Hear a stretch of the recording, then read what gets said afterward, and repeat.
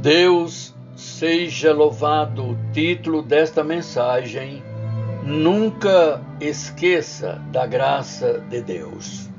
Vamos ao livro de Jonas, capítulo 4, verso 1, que diz assim: Mas desgostou-se Jonas extremamente disso, e ficou todo ressentido, e orou ao Senhor, e disse: Ah, Senhor, não foi isso que eu disse estando ainda na minha terra? Por isso me preveni fugindo para Tarsis, pois sabia que és um Deus piedoso, misericordioso, longânimo e grande em benignidade, e que te arrependes do mal. Peço-te, pois, ó Senhor, tira-me a minha vida, porque melhor me é morrer do que viver.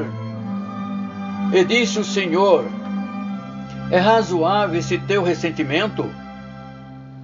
Então Jonas saiu da cidade e assentou-se ao oriente da cidade, e ali fez uma cabana e se assentou debaixo dela, à sombra, até ver o que aconteceria à cidade.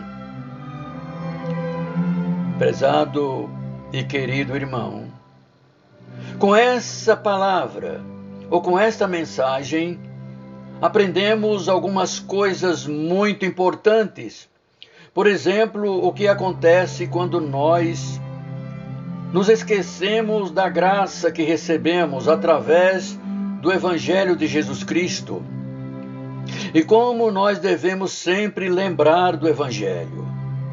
Bem no início do livro de Jonas, quando Deus pediu a ele para ir pregar à cidade de Nínive, e a razão pela qual ele fugiu é porque ele não compreendia a graça de Deus. E ele diz isso no capítulo 4. É por isso que eu fugi, porque os ninivitas eram um povo muito mau e violentos.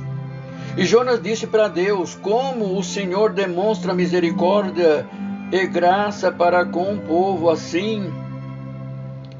E ainda assim permanece um Deus justo. Glória a Deus. Então Jonas não compreendia a graça de Deus, e ele fugiu. E houve aquela grande tempestade, e os marinheiros o arremessaram no mar. Mas ele foi salvo pelo peixe, e no ventre do peixe ele começou a perceber algo, pois ele também precisava da graça e da misericórdia de Deus. E ele também não conseguiria viver sem a graça de Deus. E ele tinha pensado que os sírios não mereciam a graça de Deus, ou o favor de Deus. Por outro lado, ele achava que ele merecia. E agora, no ventre do peixe, Jonas percebe que ele também não merecia a graça de Deus. Mas ele só conseguiria sobreviver pela graça de Deus. Mas quando ele começou a perceber isso, foi uma libertação espiritual muito grande, porque Deus o libertou da morte. Deus o libertou da morte no ventre daquele peixe. E deu a ele uma nova ordem: vai e pregue aos ninivitas. E dessa vez ele foi. Então ele começou a compreender a graça de Deus. Mas quando ele de fato chegou a Nínive, e ele conheceu as pessoas, ele de fato não gostou, não simpatizou com aquelas pessoas.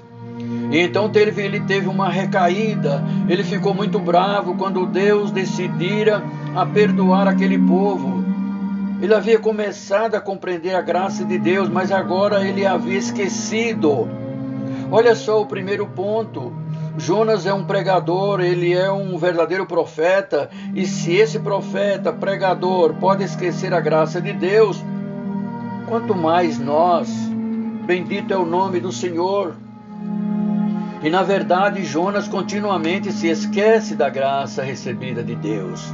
E nós muitas das vezes nos esquecemos. O Novo Testamento fala sobre isso em 2 Pedro capítulo 1, verso 9, que diz assim: se vocês não estão crescendo em amor, em piedade, em humildade, é porque vocês se esqueceram de que foram perdoados e purificados de pecados passados. Será que a mente do cristão se esquece que uma vez foram purificados? Será que a mente deles se esquece que Jesus Cristo morreu por eles no durmadeiro da cruz? Não é isso que Pedro está falando? E é bem provável que a sua mente ainda se lembre do fato, o fato histórico, que um dia você suplicou perdão a Deus. Mas enquanto a sua mente se lembra da história, o seu coração perde a fixação da realidade da graça de Deus. Por exemplo, nós somos salvos não pelas nossas obras, nós somos salvos não pelo que nós fazemos, nós somos salvos pelo que Jesus fez por nós na cruz.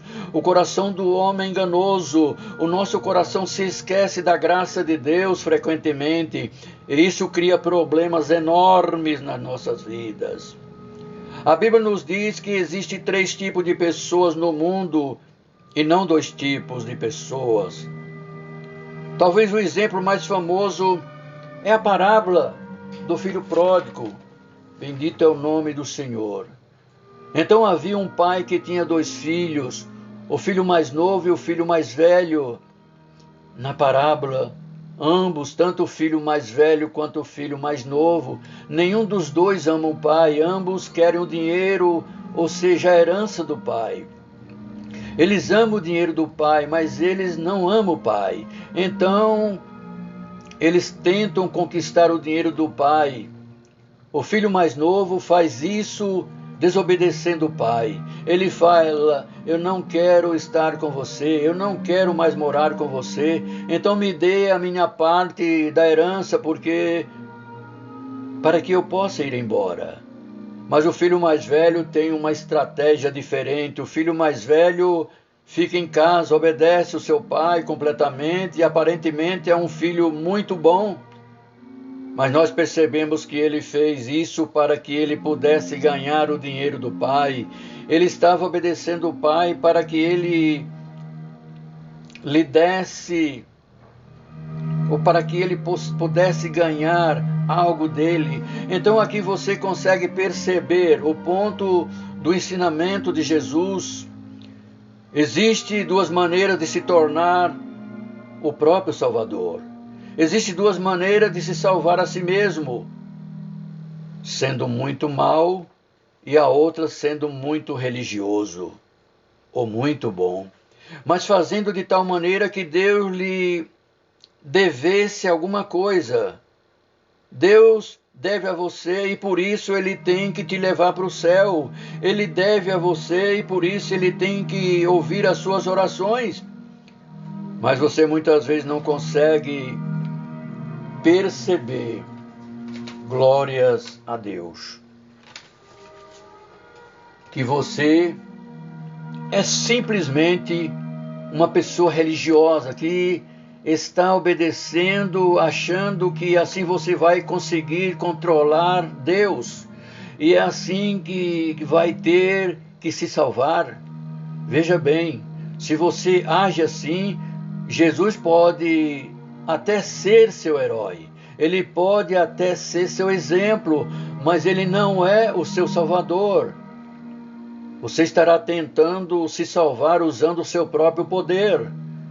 Mas existem os cristãos que julgam-se não serem nada, absolutamente nada, simplesmente pecadores salvos pela graça de nosso Senhor Jesus Cristo.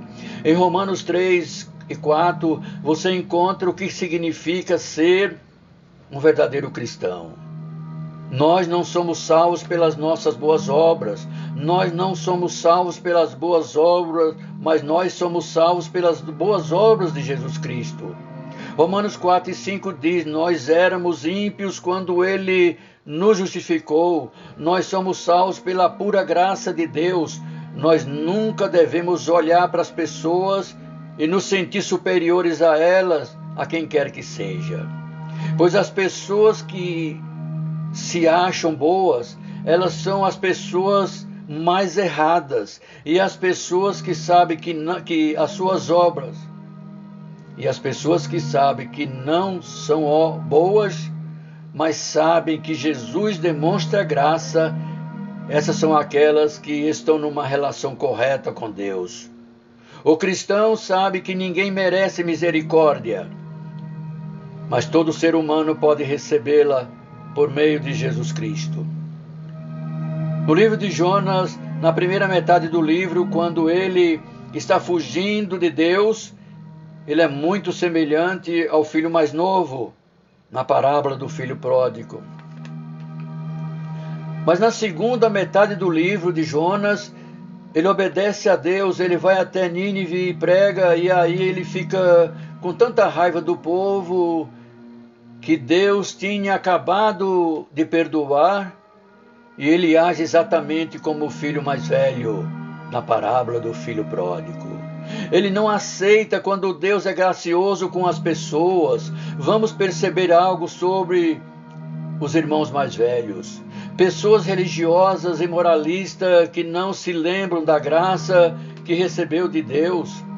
Primeiro, existe uma corrente subjacente de raiva na vida dessas pessoas. E você percebe essa corrente de raiva do irmão mais velho da parábola. E em Jonas, no capítulo 4, se você acha que Deus te deve uma vida boa porque você está vivendo uma vida correta, você sempre vai ser uma pessoa que tem ressentimento, porque você acha que a vida nunca vai estar da maneira que você acha que deveria ser. Você vai dizer, mas eu tenho me esforçado tanto para ser um bom cristão, me esforcei tanto para ser um bom marido, ou uma boa esposa, ou uma boa filha, ou um bom filho, e a minha vida deveria estar melhor. Eu mereço uma vida boa. Tudo isso mostra que você é um irmão mais velho.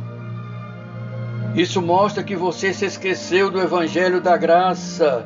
Você se esqueceu que você vive apenas pela graça de Deus. Isso tira da pessoa essa raiva, mas esse ressentimento, essa irritabilidade é algo que é uma marca do irmão mais velho. Bendito é o nome do Senhor. E nos deixa um tanto não atraente, mas tem outra marca do irmão mais velho.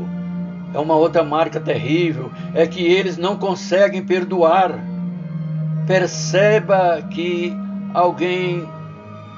que se alguém falha com você, aí você olha para essa pessoa que falhou com você e você diz, eu nunca faria o que essa pessoa fez.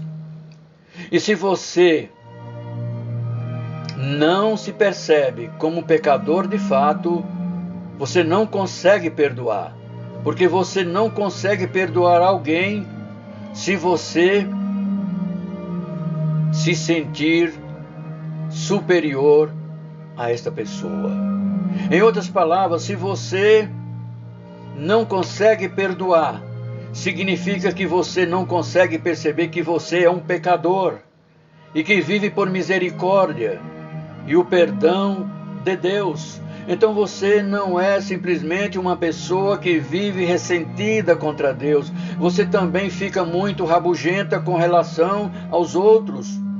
Olhe como isso te torna uma pessoa não atraente. Olha só uma outra marca do irmão mais velho. Quando a gente se esquece da graça de Deus, a gente volta a ser como as pessoas do mundo. A gente constrói a nossa autoimagem no fato de que somos boas pessoas, melhores do que os outros. E diz assim, eu consigo me olhar no espelho porque eu sou uma pessoa muito boa e ainda adora criticar os outros. E é assim que a nossa autoimagem funciona. Mas, voltando ao livro de Jonas, Jonas é um maravilhoso mau exemplo. Não seja como Jonas. Não desobedeça a Deus como Jonas. Como Jonas desobedeceu a Deus, santo é o Senhor. Não seja arrogante como Jonas. Como Jonas foi arrogante. Não tenha um complexo de superioridade como Jonas teve. Preste atenção, todo o texto da Bíblia deve ser conectado a Cristo. Quando você estiver pregando a palavra de Deus, seja em qualquer parte da Bíblia, conecte a Cristo, pois Jesus Cristo é o verdadeiro Jonas. Ele disse isso em Mateus 12, em Lucas 11, verso 32. Eis aqui está quem é maior do que Jonas. Na verdade, Jesus é o oposto de Jonas. Olha para Jonas, ele está com raiva de um povo ou de uma cidade, muito embora essa cidade poupou a sua vida. Então ele sai da cidade, a cidade que poupou a sua vida, e ora pedindo a condenação da cidade. Mas séculos depois, o verdadeiro Jonas, ele foi para o lado de fora da cidade. Ele foi arrastado para fora da cidade. Uma cidade que o mataria. E ainda assim ele orou pela salvação dessa cidade. Pai, perdoa-lhes, porque eles não sabem o que fazem. Hebreus 13 diz que Jesus sofreu do lado de fora da cidade para tornar o povo santificado pelo seu sangue. Não mostre simplesmente para as pessoas o mau Jonas e diga não, seja como Jonas. Mostre para as pessoas o Jonas definitivo, que morre pela cidade. E mais do que isso, morreu por você. E você vive simplesmente pela sua graça e misericórdia. Deus seja louvado.